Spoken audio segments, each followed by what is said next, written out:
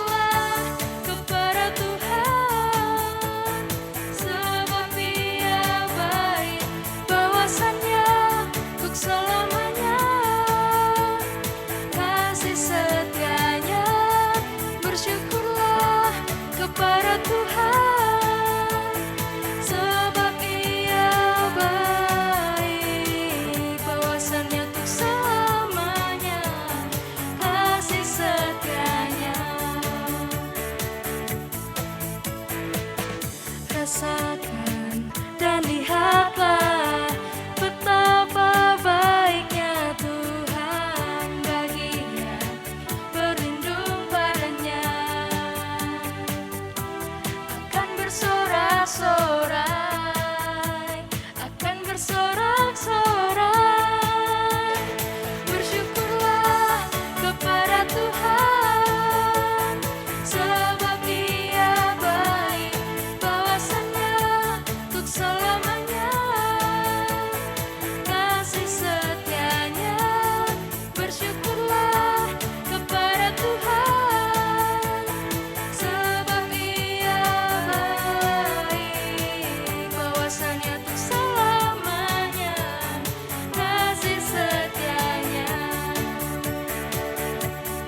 Bersyukurlah kepada Tuhan, sebab Ia baik, bawasannya untuk selamanya, kasih setianya.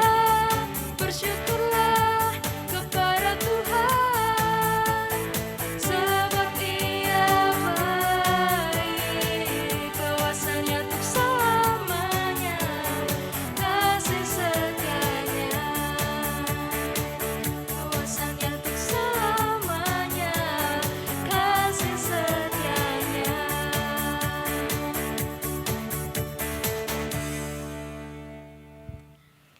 Untuk melanjutkan persekutuan pada sore hari ini, sebelum itu mari kita bersatu dalam doa. Allah Bapa kami yang bertata dalam kerajaan surga yang mulia, terima kasih Tuhan Engkau telah menyertai setiap kami hingga sampai saat ini Tuhan. Dan sebentar lagi kami akan melanjutkan persekutuan pada sore hari ini. Kiranya hanya tangan-Mu saja yang menyertai persekutuan ini dari awal ke tengah di akhir nanti Tuhan. Terima kasih Tuhan Yesus, dalam nama-Mu kami berdoa dan mengucap syukur. Amin. Mari Bapak Ibu Saudara yang dikasihi Tuhan, kita ajak keluarga kita untuk bersama-sama mengasihi Tuhan, melayani Tuhan dan berjanji untuk sampai akhir kita tetap setia kepada Tuhan. Untuk itu mari kita angkat satu pujian bersama keluargaku.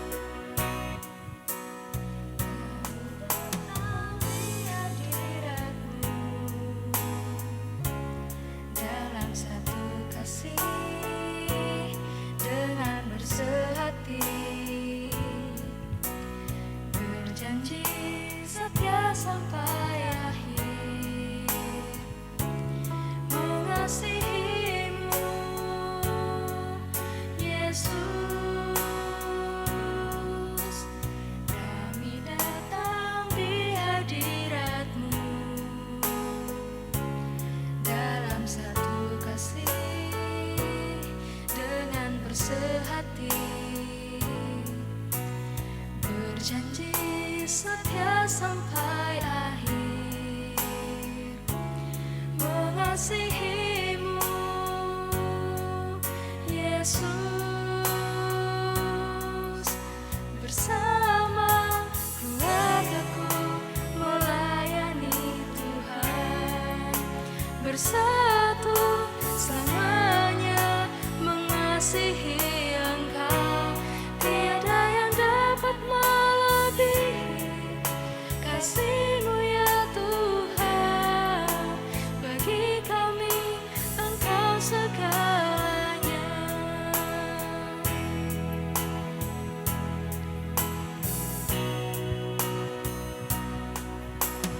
Kami datang di hadirat-Mu dalam satu kasih dengan bersehati, berjanji setia sampai akhir, mengasihi-Mu, Yesus. Bersama keluargaku melayani Tuhan, bersatu selamanya mengasihi Engkau. Tiada yang dapat melebihi kasih-Mu ya Tuhan. Bagi kami Engkau segalanya. Bersama keluargaku melayani Tuhan, bersatu selamanya mengasihi Engkau. Tiada yang dapat melebihi kasih-Mu ya Tuhan. Bagi kami Engkau segalanya.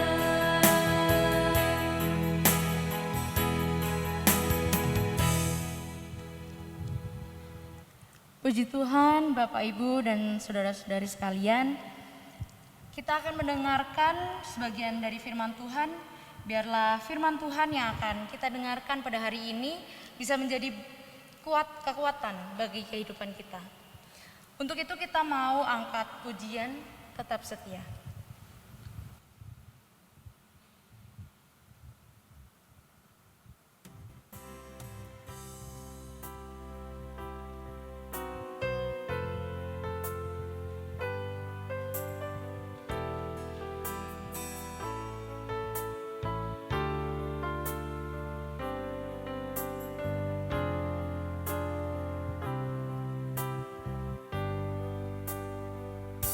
Selidiki aku, lihat hatiku, apakah ku sungguh mengasihi-Mu, Yesus. Kau yang Maha Tahu dan menilai hidupku, tak ada yang tersembunyi bagimu. Telah kulihat kebaikan-Mu yang tak pernah habis di hidupku. Ku berjuang sampai akhirnya Kau dapati aku tetap setia.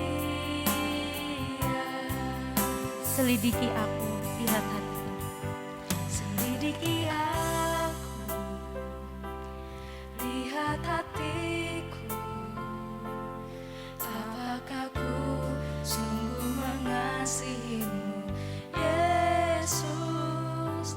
Kau yang Maha Tahu dan menilai hidupku, tak ada yang tersembunyi bagimu. Telah kulihat kebaikan-Mu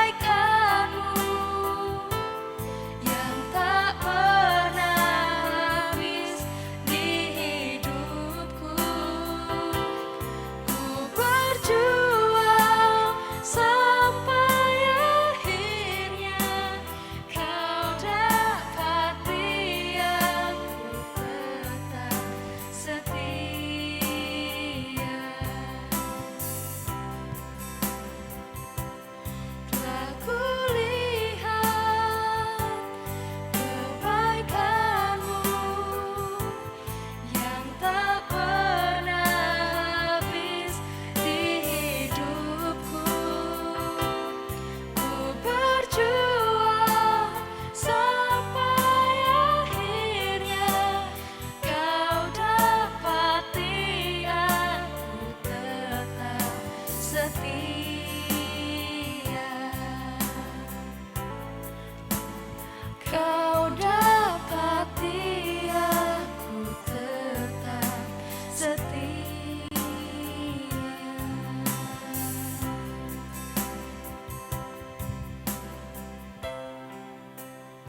Untuk firman kami persilakan kepada Saudari Kesya.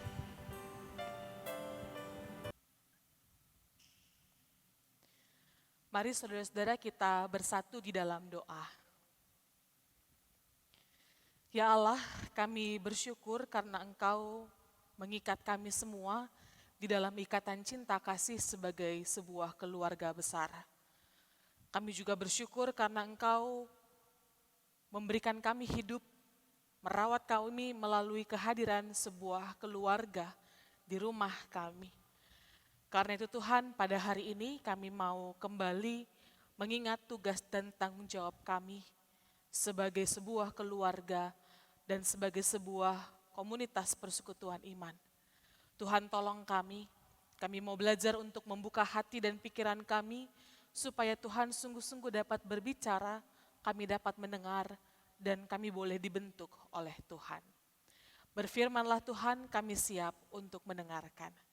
Di dalam nama-Mu kami berdoa. Amin. Saudara-saudara, tema kita pada hari ini adalah pertumbuhan iman keluarga, tanggung jawab siapa? Saudara-saudara, kalau ini jadi pertanyaan utama yang akan menjadi bahan refleksi kita hari ini, apa jawaban saudara-saudara? Pertumbuhan iman keluarga, tanggung jawab siapa? Siapa yang mengatakan itu adalah tanggung jawab gereja? Angkat tangan. Oke. Siapa yang mengatakan itu adalah tanggung jawab masyarakat? Angkat tangan. Oke. Siapa yang mengatakan itu adalah tanggung jawab keluarga? Angkat tangan. Oke. Siapa yang mengatakan itu adalah tanggung jawab orang tua? Angkat tangan.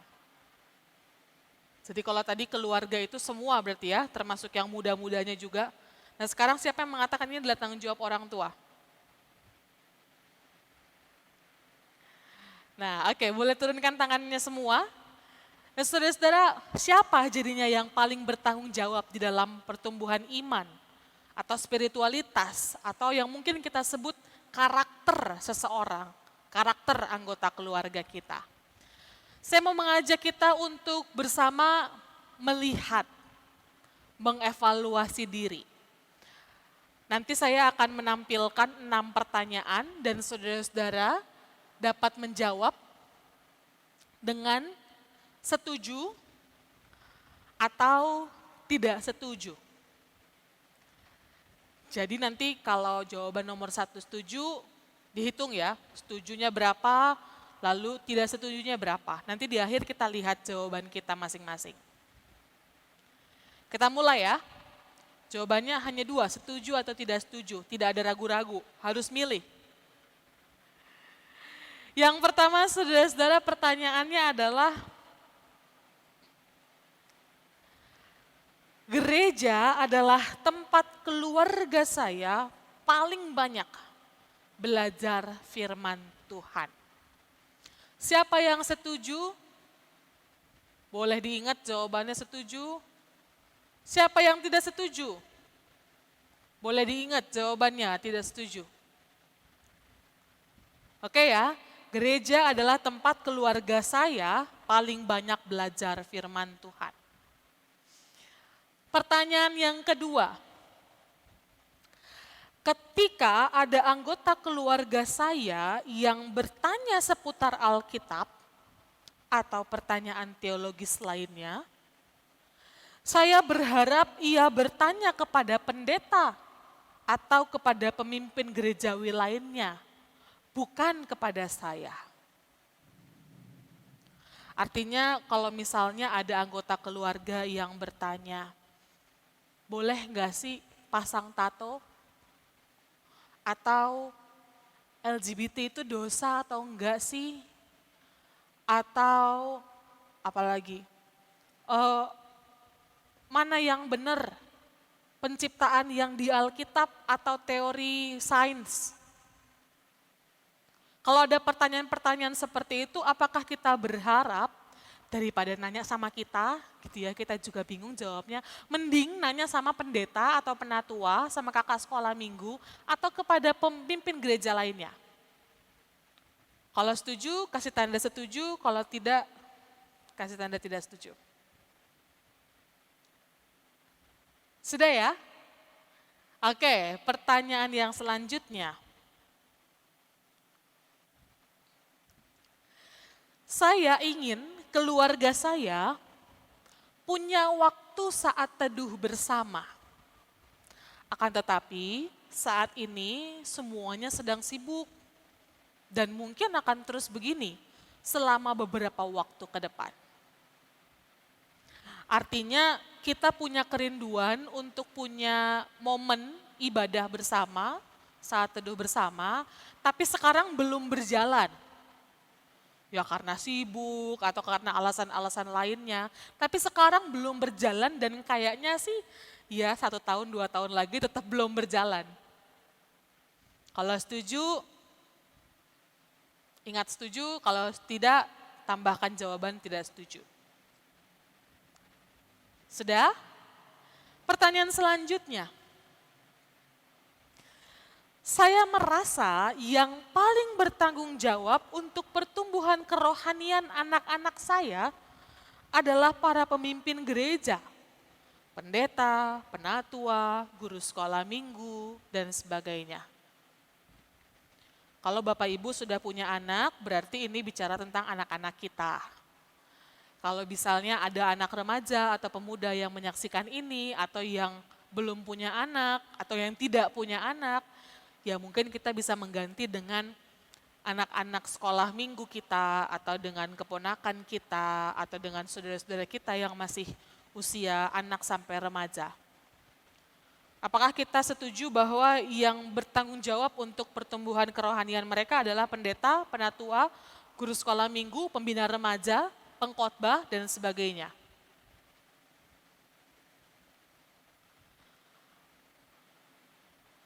Pertanyaan yang kelima, dalam 1 bulan terakhir, ini anggaplah dari tanggal 1 Oktober deh, paling gampang. Dalam 1 bulan terakhir saya dan keluarga tidak pernah atau jarang berdoa bersama. Saudara-saudara, ukuran jarang ini memang tidak pasti, tapi saudara-saudara kira-kira menangkaplah ya, seberapa jarang atau seberapa dibilang sering atau kadang-kadang. Kalau dalam 1 bulan terakhir kita tidak pernah atau jarang sekali berdoa bersama dengan keluarga, maka setuju, tapi kalau sering atau kadang-kadang atau bahkan selalu, berikan tanda tidak setuju. Lalu pertanyaan yang terakhir, dalam 1 bulan terakhir saya dan keluarga tidak pernah atau jarang beribadah bersama. Untuk yang suami istri, apakah beribadah bersama atau tidak? Untuk yang punya anak dengan remaja atau pemuda, ibadah bersama atau enggak? Yang punya anak masih kecil, misalnya yang masih sekolah minggu, waktu gereja mengadakan ibadah intergenerasi di tanggal minggu pertama Oktober dan minggu ketiga bulan Oktober, ibadah bersama atau enggak? Atau kalau punya waktu saat teduh juga itu boleh. Ibadah pagi atau ibadah malam boleh dihitung sebagai ibadah bersama. Sudah? Kalau sudah, saudara-saudara, sekarang mari kita hitung. Mana yang lebih banyak? Jawaban setuju kita atau jawaban tidak setuju? Atau sama banyaknya? Kalau jawaban kita lebih banyak setuju, saudara-saudara, maka jawaban kita itu mau mengindikasikan bahwa kita percaya atau paling tidak yang kita lakukan adalah menyerahkan tanggung jawab pertumbuhan itu kepada pihak gereja atau para pemimpin gereja. Tapi kalau banyak tidak setuju, itu artinya kita percaya dan kita mulai melakukan bahwa tanggung jawab pertumbuhan kerohanian itu bukan hanya tugasnya gereja, tetapi pertama-tama adalah tanggung jawab keluarga atau orang tua secara khusus. Mana yang jadi jawaban kita? Lebih banyak setuju atau lebih banyak tidak setuju? Saudara-saudara, hasil kita mungkin bisa beragam. Dan saya belum bisa menyimpulkan kira-kira di GKI Purworejo ini yang mana yang paling banyak. Tapi saya mau menyatakan di sini ada sebuah research penelitian yang dilakukan oleh Barna Research Group, sebuah kelompok peneliti yang pokoknya banyak melakukan penelitian terkait gereja, terkait nilai-nilai spiritualitas. Dan mereka bertanya kepada orang tua yang punya anak usia 13 tahun ke bawah. Artinya apa? Anak-anak itu masih tinggal bersama dengan orang tua di rumah gitu ya. Belum kuliah, belum SMA atau belum keluar dari rumah. Nah, mereka bertanya kepada para orang tua itu, sebenarnya pertumbuhan iman keluarga itu tanggung jawabnya siapa sih? Maka dari hasil penelitian mereka, ini bukan di Indonesia, jadi kita mesti sadar ini ada perbedaan konteks, tapi ini hasilnya. 85% dari orang tua yang ditanya mengatakan bahwa yang bertanggung jawab atas perihal kerohanian atau spiritualitas keluarga adalah keluarga itu sendiri atau secara khusus orang tua. 11%-nya sedikit mengatakan, oh itu pertama-tama tanggung jawab gereja. Lebih dikit lagi, sangat sedikit mengatakan itu tanggung jawab sekolah. Dan yang paling sedikit itu digabung gitu ya, hasilnya 3% mengatakan lain-lain. Ada tanggung jawab media, ada tanggung jawab masyarakat, ada tanggung jawab teman sebaya, dan sebagainya. Nah saudara-saudara, lalu dia menyampaikan sebuah pertanyaan lagi. Kali ini dia mengatakan bukan tentang kerohaniannya atau spiritualitas, tapi dia bertanya, yang bertanggung jawab perihal penanaman nilai, itu siapa? Kalau yang tadi mungkin lebih religius gitu ya, lebih yang kayaknya Kristen banget. Nah kalau yang ini bicara soal nilai-nilai secara umum, yang universal. Siapa yang bertanggung jawab menanamkan nilai-nilai itu? Maka sekarang jawabannya sedikit berubah. Lebih banyak lagi yang mengatakan bahwa keluargalah yang punya tanggung jawab itu. Sekitar 96% mengatakan demikian. 1% mengatakan yang bertanggung jawab adalah gereja. Agak beda ya, kalau tadi 11, sekarang tinggal 1. Lalu yang mengatakan lain-lain itu adalah sekitar 2%. 1% sekolah, 1% gereja, 2% lain-lain.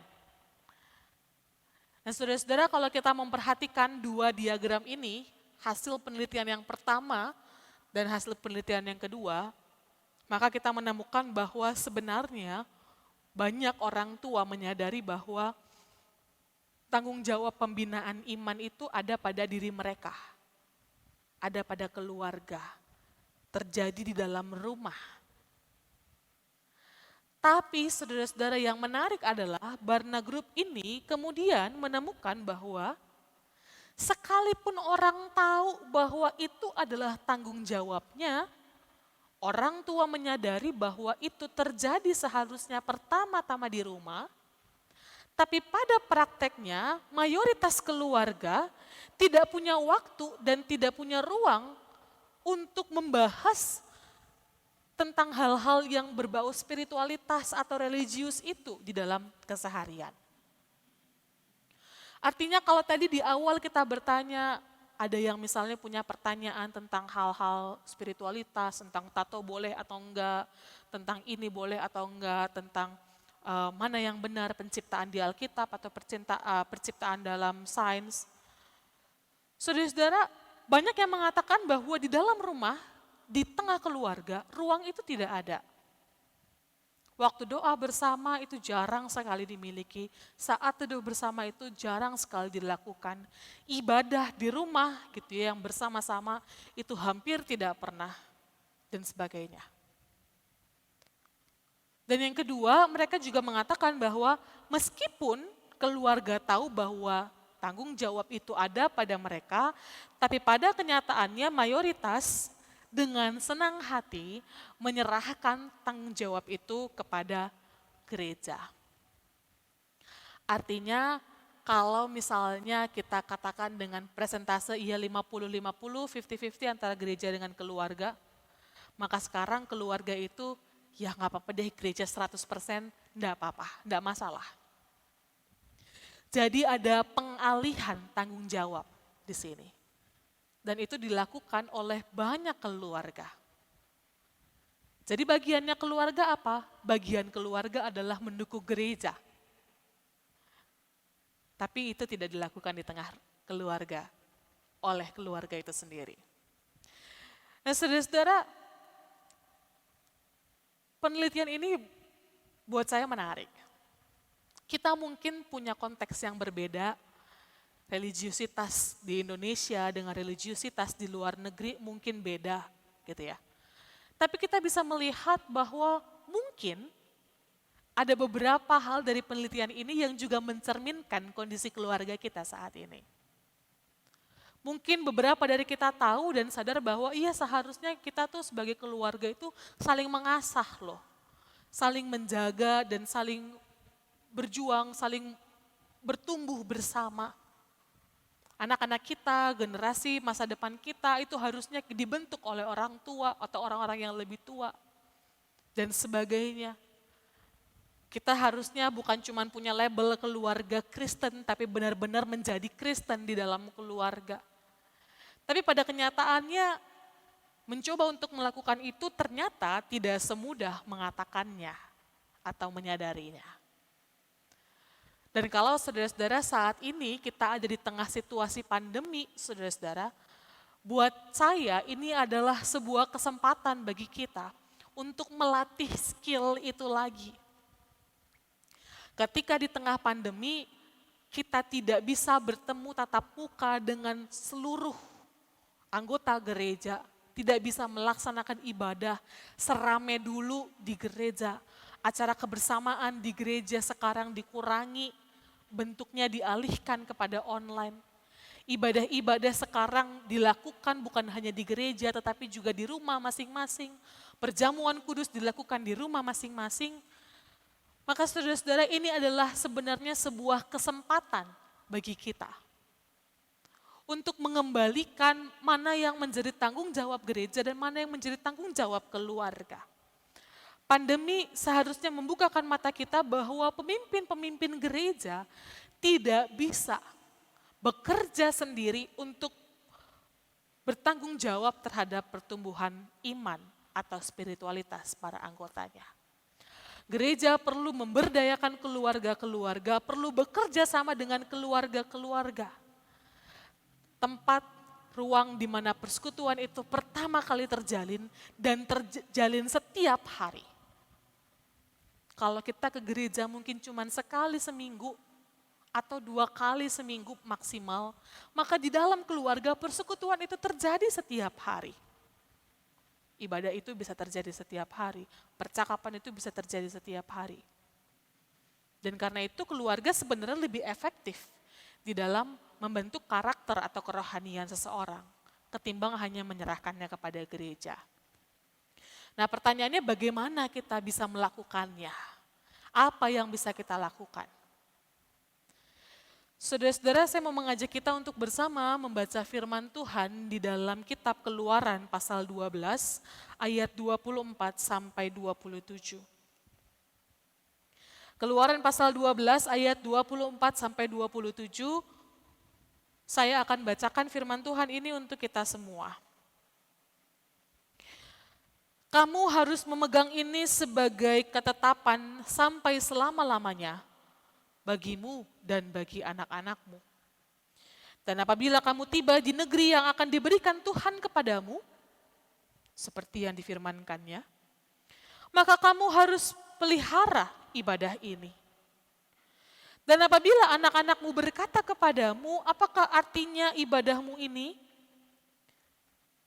Maka haruslah kamu berkata, itulah korban Paskah bagi Tuhan, yang melewati rumah-rumah orang Israel di Mesir ketika ia menulahi orang Mesir, tetapi menyelamatkan rumah-rumah kita. Lalu berlututlah segala bangsa itu dan sujud menyembah. Pergilah orang Israel, lalu berbuat demikian, seperti yang diperintahkan Tuhan kepada Musa dan Harun. Demikianlah diperbuat mereka. Nah, saudara-saudara, apa yang terjadi di dalam cerita hari ini? Kalau kita lihat di kitab Keluaran, ini ada di antara cerita tulah ke-9 dan tulah ke-10. Artinya pada waktu itu orang Israel sedang berjuang untuk keluar dari perbudakan di Mesir. Tuhan mengutus Musa dan Harun untuk menyelamatkan mereka. Nah, salah satu tulah yang dilakukan oleh Tuhan itu adalah membiarkan anak-anak sulung dari orang-orang Mesir itu mati. Tapi sebelum itu dilakukan, ia berkata kepada orang Israel, torehkan darah di pintu-pintu rumah mereka, maka malaikat maut akan melewati rumah itu dan mereka akan selamat. Nah, ketika itu terjadi, saudara-saudara, Tuhan memerintahkan mereka pada waktu itu untuk memperingati hal tersebut. Dan itulah yang kemudian menjadi makan Paskah mereka. Jadi setiap kali peristiwa Paskah, bukan Paskah kebangkitan Tuhan, tapi Paskah Tuhan menyelamatkan Israel dari Mesir. Ketika pada hari Paskah itu mereka akan makan bersama, dan disitulah cerita Paskah itu, cerita Tuhan menyelamatkan mereka itu diulang kembali dan diingat kembali oleh keluarga. Nah, saudara-saudara, apa yang menarik dari cerita ini? Yang pertama, kita bisa melihat bahwa perayaan Paskah dalam tradisi umat Israel dan yang sampai sekarang dilakukan oleh orang Yahudi, itu terjadi di sekitar meja makan, di dalam suasana kekeluargaan. Jadi perayaan Paskah itu tidak harus selalu terjadi di ruang-ruang khusus. Pada waktu itu yang ada adalah rumah. Dan karena itu rumah setiap keluarga menjadi ruang ibadah. Disitulah mereka beribadah, mereka merayakan Paskah. Mereka merayakan keselamatan dari Tuhan. Dan suasananya bukan suasana formal atau suasana seperti di gereja. Suasananya suasana makan bersama, suasana kekeluargaan. Kita kalau makan bersama keluarga itu kan gak ada yang kayak tegang gitu ya. Biasanya kalau makan santai, kecuali kalau lagi ada konflik. Kalau kita makan bersama santai gitu kan suasananya ya ngobrol, santai, dialog, cerita, hehehe gitu kan. Dan makan Paskah terjadi dalam suasana kekeluargaan itu, kedekatan itu. Dan yang kedua, saudara-saudara, dari cerita ini kita melihat bahwa makan sesuatu yang kita lakukan sehari-hari, sehari 3 kali, ternyata menjadi momen spiritual. Makan bukan soal makan mengenyangkan perut doang. Makan bukan soal enak atau enggak enak doang. Tapi ketika kita mengisi makan itu dengan peringatan akan cinta Tuhan, makan menjadi sebuah momen spiritual ketika kita bersama-sama bersyukur untuk berkat Tuhan. Dalam konteks bangsa Israel pada waktu itu, ketika mereka makan, mereka mengingat cinta Tuhan yang hadir di dalam rumah mereka, di tengah keluarga mereka. Ketika mereka makan, mereka mengingat bagaimana Tuhan menyelamatkan keluarga mereka. Bahwa karya keselamatan itu tidak hanya diberikan kepada sang ayah, atau hanya kepada sang ibu, atau hanya kepada anak-anak mereka, tetapi kepada keluarga mereka, satu rumah mereka, dan siapapun yang tergabung di dalam rumah itu. Makan menjadi momen spiritual. Kenapa? Karena dalam makan terjadi percakapan, terjadi pengajaran, terjadi pewarisan iman. Makanya dikatakan anak-anak akan bertanya kepada orang tua mereka, apa arti ibadahnya? Kenapa kita melakukan hal ini? Lalu orang tua akan menjelaskan, oh kita melakukan hal ini karena kita mengingat karya keselamatan dari Tuhan. Siapa yang menjadi pengkhotbah, pemberita firman, menjadi pendeta dalam tanda petik imam di dalam keluarga? Orang tua. Orang tualah yang mengajarkan kepada anak-anak dan orang tualah yang menjadi imam di tengah altar keluarga. Meja makan menjadi mesbah syukur mereka. Orang tua menjadi pendeta atau imam yang memberitakan firman Tuhan. Ibadah itu terjadi di dalam suasana kekeluargaan. Nah, saudara-saudara, bukankah ini adalah sesuatu yang sangat indah? Yang mengatakan kepada kita bahwa pertumbuhan spiritualitas itu bisa terjadi di rumah. Dan seharusnya pertama-tama terjadi di dalam rumah-rumah kita. Di tengah keluarga kita. Pertumbuhan spiritualitas itu tidak harus dengan momen-momen khusus. Momen-momen khusus itu baik. Tapi momen spiritual itu juga bisa terjadi dalam hal-hal yang sebenarnya setiap hari kita lakukan. Sederhana, yang mungkin selama ini kita anggap sebagai momen biasa untuk berjuang hidup. Tapi kita bisa isi itu, kita maknai itu sebagai sebuah momen spiritual. Untuk membangun keterhubungan kita dengan Tuhan, membangun koneksi dengan Tuhan, menjalin relasi dengan Tuhan dan dengan anggota keluarga kita yang lain. Nah, saudara-saudara, pertanyaannya lalu bagaimana, apa yang bisa kita lakukan sekarang? Kalau saya punya komitmen untuk membangun keluarga saya menjadi keluarga Kristen yang punya ikatan yang kuat, yang bisa sama-sama belajar dari firman Tuhan. Bukan cuman keluarga yang Kristen gitu ya, tetapi kekristenan itu sungguh-sungguh hidup di dalam keluarga. Apa yang bisa saya lakukan? Nah, saudara-saudara, saya menyarankan ada 3 hal yang bisa kita kerjakan. Yang pertama adalah mari mulai dari diri kita sendiri. Kalau kita punya impian, kalau kita punya angan-angan bahwa keluarga kita akan menjadi persekutuan cinta kasih, persekutuan yang benar-benar bersama-sama datang menyembah Tuhan, maka siapa yang harus mulai? Tidak lain dan tidak bukan adalah diri kita sendiri. Saya menemukan ada satu quotes yang buat saya baik, dia mengatakan begini, kita tidak dapat menuntut apa yang tidak kita ajarkan, dan kita tidak dapat mengajarkan apa yang tidak kita lakukan. Artinya apa? Kalau kita punya ekspektasi terhadap anak-anak kita, terhadap generasi selanjutnya, kita ingin mereka tumbuh menjadi orang-orang yang punya hikmat, bukan cuma jadi orang-orang yang cerdas tapi takut akan Tuhan. Kita pengen mereka itu jadi orang-orang yang bermanfaat, yang berguna, yang penuh dengan cinta, sehingga nanti mereka itu akan membangun keluarga yang juga harmonis, keluarga yang baik, menjadi ayah dan ibu yang baik. Saudara-saudara, kita harus memulai dari diri kita sendiri. Dengan cara apa? Mengajarkan nilai-nilai itu kepada mereka. Saya rasa tidak fair, tidak adil kalau kita punya harapan, punya ekspektasi kepada mereka, tapi kita tidak membekali mereka dengan hal tersebut. Mereka disuruh belajar sendiri atau tiba-tiba bisa. Itu sesuatu yang tidak realistis. Kalau kita punya harapan mereka akan jadi orang-orang yang takut akan Tuhan, maka itu harus kita ajarkan, kita tularkan kepada mereka. Kita bekalkan kepada mereka. Dan kalau kita mau membekali itu kepada mereka, maka tidak lain dan tidak bukan, mau tidak mau, kita sendiri harus mengalaminya. Kita tidak mungkin mengisi orang lain kalau kita sendiri kosong. Maka dari mana itu dilakukan? Dimulai dari saya. Tunjukkan keteladanan itu.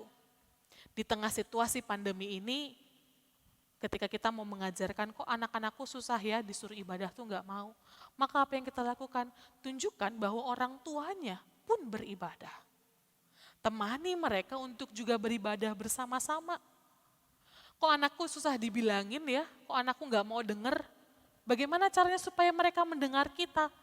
Maka tidak lain dan tidak bukan adalah dengarkanlah mereka. Dari mana mereka belajar mendengar orang lain kalau kita sendiri tidak mendengar mereka? Dimulai dari saya. Lalu yang kedua, saudara-saudara, mari kita menggunakan momen keseharian sebagai kesempatan untuk membangun spiritualitas keluarga. Contohnya apa? Contohnya, luangkan waktu bersama untuk makan keluarga. Lalu ngapain? Ya bukan cuma makan, tapi gunakan momen makan sebagai momen untuk bersyukur, seperti yang dilakukan oleh orang-orang Israel. Coba renungkan sebelum makan, berbagilah dengan keluarga apa yang disyukuri pada hari itu, dan berdoalah bersama-sama. Tidak harus doanya itu cantik, doanya itu berbunga-bunga, tapi doa yang tulus, yang lahir dari rasa terima kasih yang besar. Karena kita sudah merasakan berkat dari Tuhan, itu akan menyentuh hati setiap orang yang berdoa bersama dengan kita. Bagaimana saya mengajarkan anak saya untuk bersyukur? Gunakan momen itu. Ada banyak momen keseharian kita yang sebenarnya bisa kita isi, kita pakai untuk belajar tentang firman Tuhan. Ketika kita merawat hewan peliharaan kita, bisa nggak itu jadi momen spiritual? Bisa. Dengan cara apa? Ketika kita mengajarkan kepada mereka, merawat hewan, memberi makan, menyayangi hewan adalah berarti menyayangi ciptaan Tuhan. Maka hal sederhana itu pun jadi punya muatan spiritualitas. Ada banyak ruang yang sebenarnya Tuhan sediakan kepada kita. Kita bisa pakai itu untuk membangun karakter, kerohanian, iman, spiritualitas keluarga kita. Dan yang terakhir, saudara-saudara, apa yang bisa kita lakukan? Mulailah beribadah bersama dengan keluarga. Bersaat teduh bersama, doa bersama, doa malam bersama, ibadah bersama dengan keluarga. Saudara-saudara, kalau kita memperhatikan pola menggereja kita belakangan ini selama 1 tahun terakhir, kita sedang berupaya untuk menggalakkan apa yang disebut dengan family ministry. Pada waktu HUT kita udah sempat singgung gitu ya, apa sih itu family ministry? Dan salah satunya saya mau mengingatkan kembali bahwa family ministry itu misalnya hadir di dalam ibadah-ibadah intergenerasi. Kenapa sih sekarang dalam bulan keluarga, minggu 1, minggu ketiga, dan minggu kelima kita ibadah dengan anak-anak? Saudara-saudara yang ibadah online mungkin lebih bisa melihat bahwa ada anak-anak yang ikut juga berdoa, baca Alkitab dan sebagainya. Mereka nggak ikut kelas sekolah minggu sendiri. Mungkin kita ngerasa mereka ngerti nggak ya firman Tuhan yang dilakukan di ibadah intergenerasi. Mereka bisa nggak ya ibadah nyanyi lagu-lagu yang dinyanyiin orang dewasa. Saudara-saudara mungkin ada kecanggungan, tapi kita mau mulai lakukan itu supaya apa? Untuk melatih keluarga kita untuk bersama-sama beribadah sebagai sebuah keluarga. Selama ini kita sudah terbiasa dengan ibadah yang mengotak-otakan generasi. Anak-anak sendiri, remaja sendiri, pemuda sendiri, orang dewasa sendiri, lansia sendiri. Akhirnya apa yang terjadi? Pemahaman-pemahaman itu berkembang di dalam kelompoknya masing-masing. Kalau disatukan, diajak ngobrol, kadang-kadang gak nyambung dan bentrok. Generasi lansia kenal gak dengan anak-anak remaja kita sekarang? Belum tentu. Anak sekolah minggu mau naik ke remaja, apa yang terjadi? Satu persatu mundur, kenapa? Gak kenal dengan kakak-kakak remaja. Yang remaja mau naik ke ibadah umum, apa yang terjadi? Aku nggak tahu ini lagu NKBKJ, nggak kenal. Dan aku merasa aneh di ibadah umum, tidak seperti ibadah remaja. Ada banyak gap-gap yang terjadi karena apa? Karena kita terbiasa mengotak-ngotakan itu. Di satu sisi itu memang baik. Kita punya teman sebaya yang jadi pendukung kita. Tapi kita juga mau mengembangkan sesuatu yang lain tahun ini, yaitu mau mengajak kita untuk bersama-sama bersekutu sebagai sebuah keluarga yang beda-beda. Tapi kita bisa saling belajar satu sama lain. Kita bisa saling terkoneksi, tidak lagi harus terpisah-pisah atau terkotak-kotak. Kita bisa saling mengenal dan saling memperlengkapi. Anak-anak butuh komisi dewasa dan butuh komisi lansia. Butuh orang-orang dari sana untuk mendidik mereka. Orang dewasa dan lansia butuh teman-teman dari remaja untuk menolong di dalam hal digital dan sebagainya. Kita saling membutuhkan. Dan karena itu kita perlu beribadah lagi bersama-sama sebagai sebuah keluarga. Ibadah intergenerasi atau ibadah keluarga ini bisa kita jadikan momen bagi kita untuk bisa bersama-sama datang kepada Tuhan sebagai sebuah keluarga. Mungkin awkward, mungkin aneh, mungkin rasanya tidak nyaman. Tapi apapun yang baik harus dimulai dari satu langkah, bukan? Harus belajar untuk keluar dari area-area nyaman kita, supaya kita bisa bertumbuh bersama, melakukan apa yang baik, yang menjadi panggilan kita. Jadi saudara-saudara, kalau tema kita pembangunan pertumbuhan iman keluarga, tanggung jawab siapa? Jawabannya, tanggung jawab kita bersama. Pertama-tama tanggung jawab keluarga, didukung oleh gereja, masyarakat, dan teman-teman. Tapi kita lakukan ini bersama-sama dengan menyadari bahwa Tuhan telah mempercayakan ini kepada kita. Yuk kita lakukan. Semoga Tuhan memberikan hikmat, menolong kita untuk melakukannya di dalam keseharian kita. Mari kita bersatu dalam doa. Allah yang Maha Baik, kami datang kepadamu berterima kasih untuk berkat Tuhan di tengah keluarga kami, untuk hikmat Tuhan yang Tuhan berikan kepada kami. Tuhan tolonglah kami untuk dapat benar-benar bersekutu, saling menguatkan, saling menopang, saling mengasah dan saling bertumbuh sebagai sebuah keluarga. Tuhan berkati setiap orang tua, berikan hikmat kepada mereka untuk menjadi teladan, untuk mengarahkan kehidupan keluarga. Tuhan berikan kepada mereka juga kesabaran, kekuatan, dan kerendahan hati. Tuhan, kami juga mau berdoa untuk setiap anak sekolah minggu, anak-anak kami yang remaja. Tuhan tolong mereka. Kiranya di tengah pandemi ini, mereka tidak menjadi semakin jauh dari Tuhan, tetapi boleh mengenal Tuhan di dalam keseharian mereka. Kami mau berdoa juga untuk para lansia, untuk oma dan opa kami. Tuhan berkati mereka. Ketika Tuhan memberikan cucu kepada mereka, Tuhan tolong supaya mereka dapat menjadi teladan.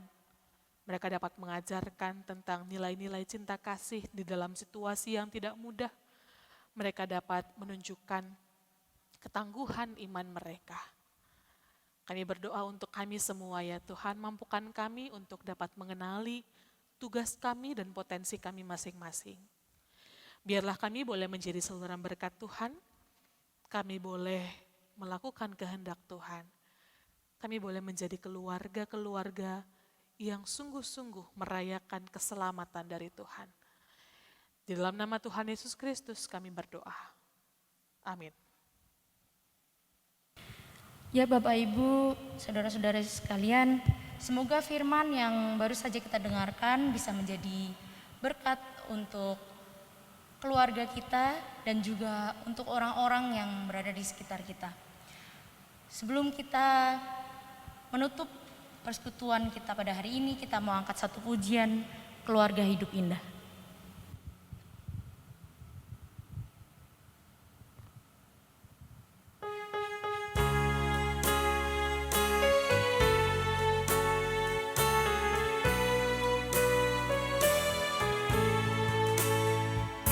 Keluarga hidup indah bila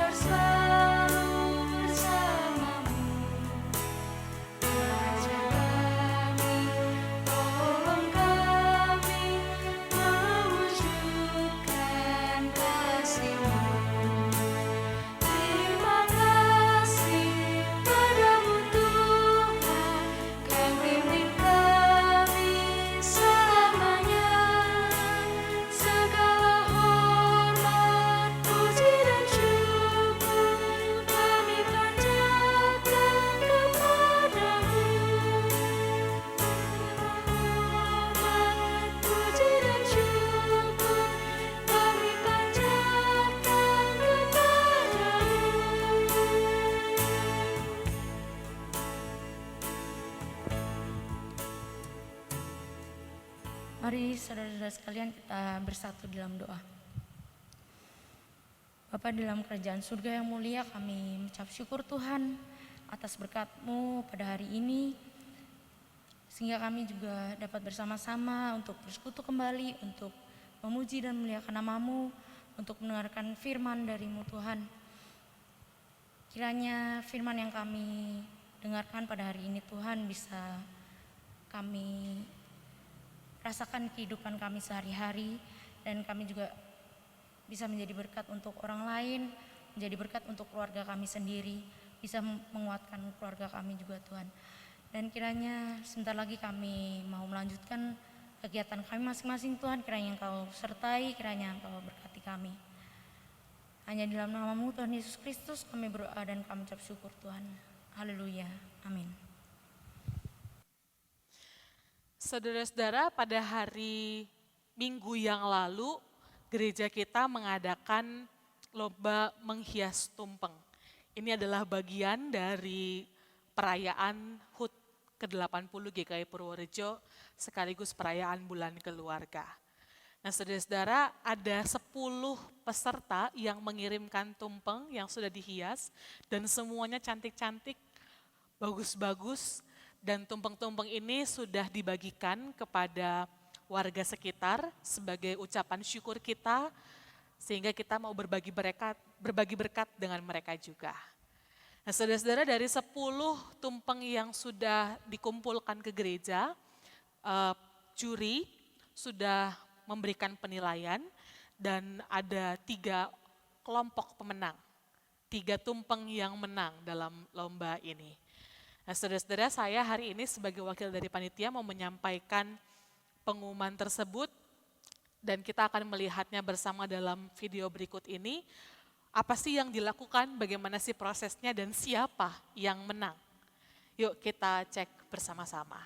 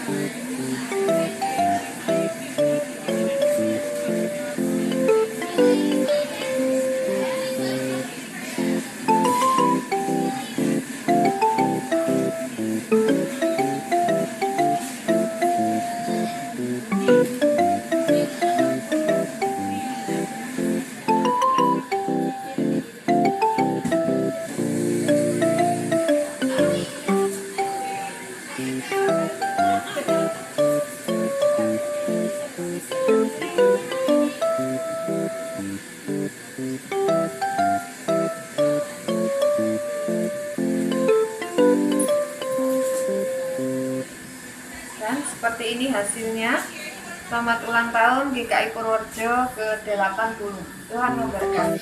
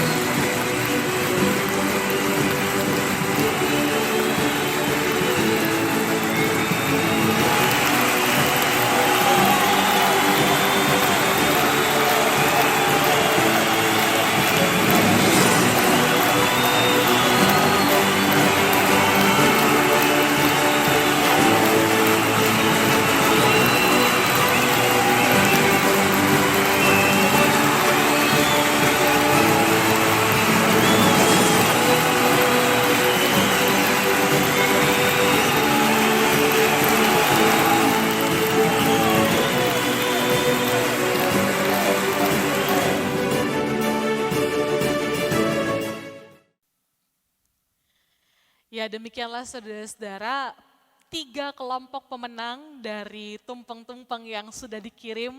Dan inilah perayaan kita. Selamat untuk yang juara 1, juara 2, juara 3. Nanti hadiahnya akan dikirimkan oleh panitia kepada pihak-pihak terkait. Selamat bersukacita untuk semuanya. Nanti video ini akan kita tayangkan lagi pada ibadah hari Minggu. Dan kita juga akan melihat laporan-laporan lain tentang kegiatan-kegiatan yang dilakukan oleh gereja kita selama 1 bulan ini. Sekian pengumuman dari kami panitia, Tuhan memberkati. Ya, berakhir sudah persekutuan kita pada hari ini. Semoga firman yang telah disampaikan dari Kak Kesya dapat berguna bagi setiap kita. Tuhan Yesus memberkati.